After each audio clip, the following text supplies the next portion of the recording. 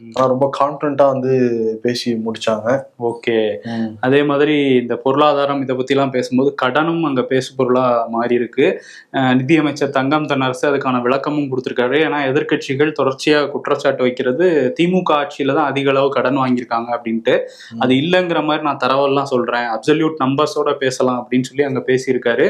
அவர் என்ன சொல்றாரு அப்படின்னா 2016 அதிமுக ஆட்சி காலத்துக்கு வந்த போது இருந்த கடன் தொகை 2021 அவங்க ஆட்சியை விட்டு போவாங்கல்ல அந்த 5 ஆண்டுகளுக்குள்ள 128% அதிகரிச்சிருக்கு. அதே நாங்க வந்த எங்க ஆட்சி காலத்துல 93% தான் அதிகரிச்சிருக்கு. இது பெருமை வேற அந்த போட்டியில.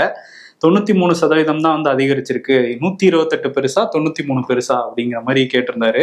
8ஆம் கிளாஸ் பாஸ்ன்னு 10ஆம் கிளாஸ் ஃபெயிலுங்கிற மாதிரி 2 பேரும் கடன் தானே வாங்கிக்கிட்டு இருக்கீங்க. கடன் வாங்கியிருக்கீங்க, அதை கட்டுப்படுத்துறதுக்கு கட்டுக்குள்ள வச்சுக்கிறதுக்கு என்ன நடவடிக்கை எடுத்திருக்கோம் அப்படின்னு கேட்டா அவங்களோட நாங்க கம்மியா தான் வாங்கியிருக்கோங்கிறது தான் அங்க புள்ளி விவரமா இருக்கு. இது மட்டும் இல்லாம நீங்க வாங்கிட்டு போன அந்த கடனுக்கு நாங்க இப்போ வரையும் 1.4 லட்சம் கோடி வட்டி மட்டுமே கட்டிக்கிட்டு இருக்கிறோம் அப்படிங்கிறத எங்க சொல்லியிருந்தாரு. நீங்க சேரக்கூடாத இடத்துல போய் சேர்ந்திருக்கீங்க, அந்த அவங்கள்ட்ட சொல்லி, அதாவது மத்திய அரசு கிட்ட சொல்லி நீங்க நிதி வாங்கி கொடுத்தீங்கன்னா ஒரு 3 லட்சம் கோடி கடன் சுமை குறையும் தமிழ்நாட்டுக்கு அப்படிங்கிற மாதிரி அவர் வந்து அங்க பேசியிருக்காரு தங்கம் தென்னரசு. இதெல்லாம் பேசியிருக்காரு. அரசாங்க ஊழியர்கள் எதிர்பார்க்கறது இந்த பழைய பென்ஷன், மாணவர்கள் எதிர்பார்க்கறது கல்வி கடன் அந்த ரத்து, இதெல்லாம் பத்தி பேசினாரா தங்கம் தென்னரசு? அதை